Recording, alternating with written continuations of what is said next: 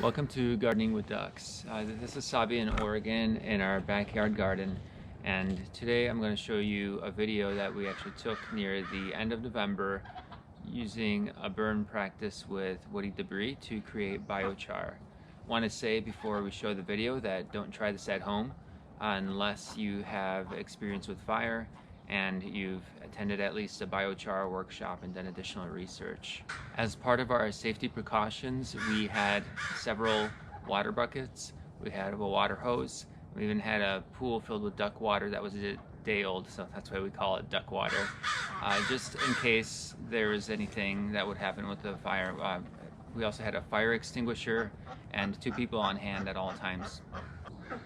While we were preparing the hole for the biochar burn, we did do a lot of digging, and we have this other video which I'll try to post here or link here so that you can click on that if you'd like to see it, with our ducks and how they really enjoyed interrupting us digging the hole. And now I'll hand it over to Wendy, who is really the mastermind behind this video. We have this giant pile here, which is so beautiful, but you know, we just feel like it doesn't really fit in our life anymore. It's been sitting there since the summertime, but yeah, I had buried just about a majority of the leaves from that tree, I think the second year that we lived here. And it just turned in, it was mostly clay, not a red clay, but a clay, sandy clay. And now that the leaves have broken down, it's much darker than it was. But nothing will grow here because it's too shady. I'm gonna move all this good dirt over to the spot where there is more sun.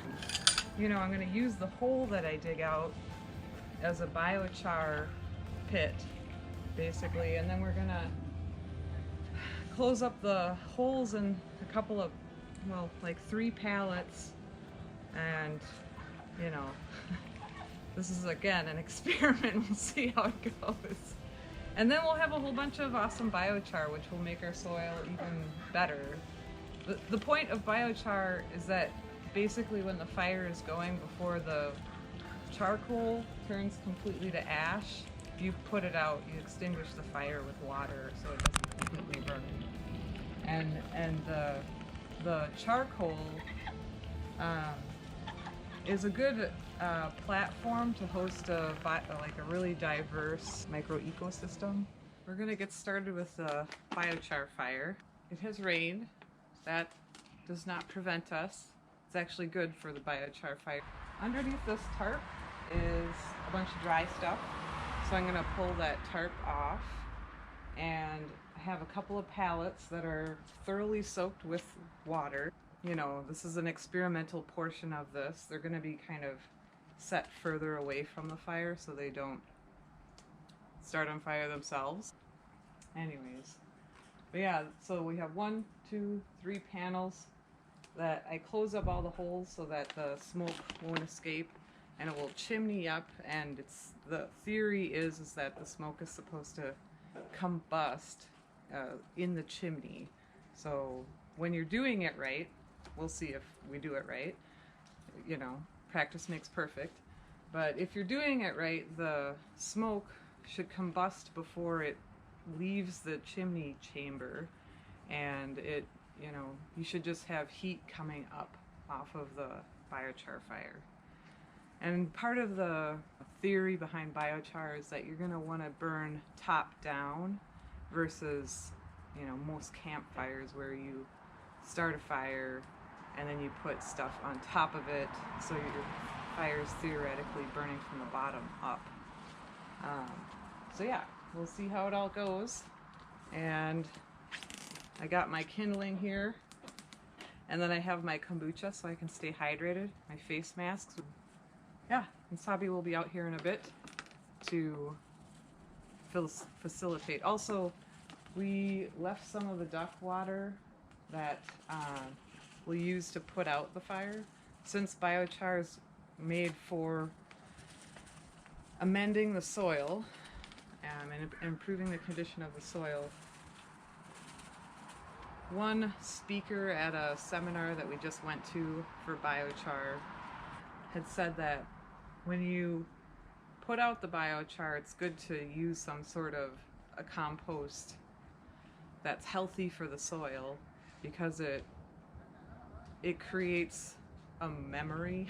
I know that sounds weird, but the way that he put it was that he compared the charcoal to like a microchip, and that charcoal for the microecology stores memory of what came before. And so theoretically it would be good to put it out with some sort of medium that's compost worthy.